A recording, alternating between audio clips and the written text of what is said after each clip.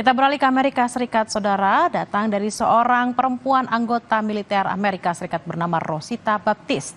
Meski memiliki keterbatasan tinggi badan, ia berhasil meraih pangkat letnan kolonel di Angkatan Darat Amerika Serikat. Berbagai pengalaman menarik dan traumatis dialaminya selama menjadi anggota militer Amerika Serikat. Salah satunya adalah saat peluru hanya melesat sedikit saja dari kepalanya. Keterbatasan tinggi badan tak menghalangi karir militer perempuan diaspora Indonesia di Amerika Serikat. Saya tuh sempat ke titik 70% PTSD-nya, jadi sudah parah.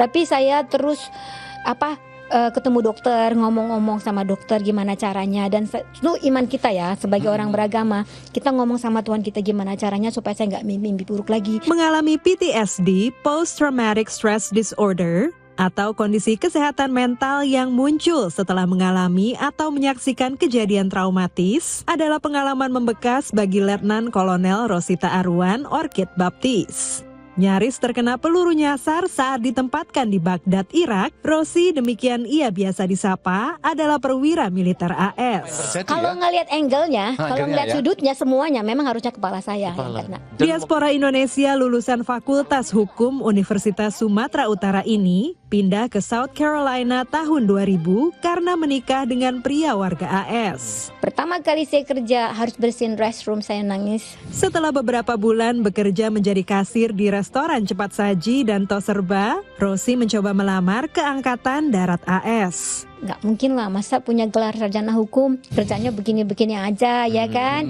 So saya kepikiran, suami saya kebetulan dia juga dulu di Angkatan Darat hanya Amerika.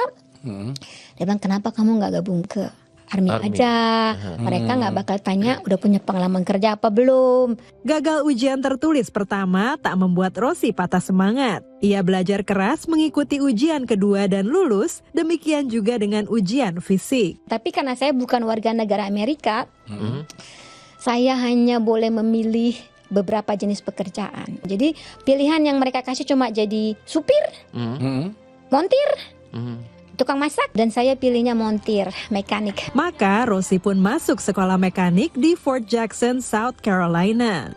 Lulus di usia 34 tahun dengan latar belakang sarjana hukumnya, ia langsung memperoleh pangkat Enlisted 4 atau Specialist setara dengan kopral. Sebagai mekanik, Rosi sempat dikirim ke pangkalan militer AS di Jerman selama 4 tahun, juga ke Kuwait dan Irak tahun 2005. Ketika di Indonesia saya nggak bisa gabung angkatan karena saya pendek. Ada juga dulu keinginan pengen jadi polwan, tapi kan nggak mungkin jadi polwan kecil begini. Orang kecil kayak saya tuh berjuangnya 10 kali lipat lebih besar loh pada orang lain. Tingginya yang hanya 149 cm tak menghalangi Rosi untuk berkarir.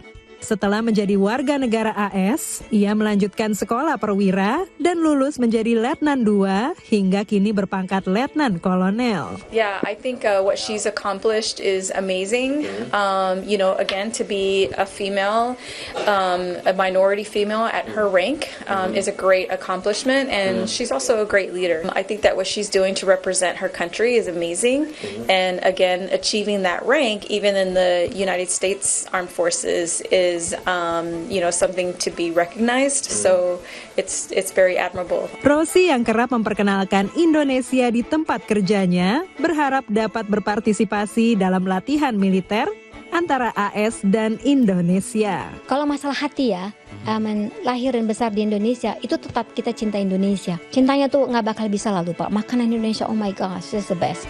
Dari San Antonio, Texas, tim VOA.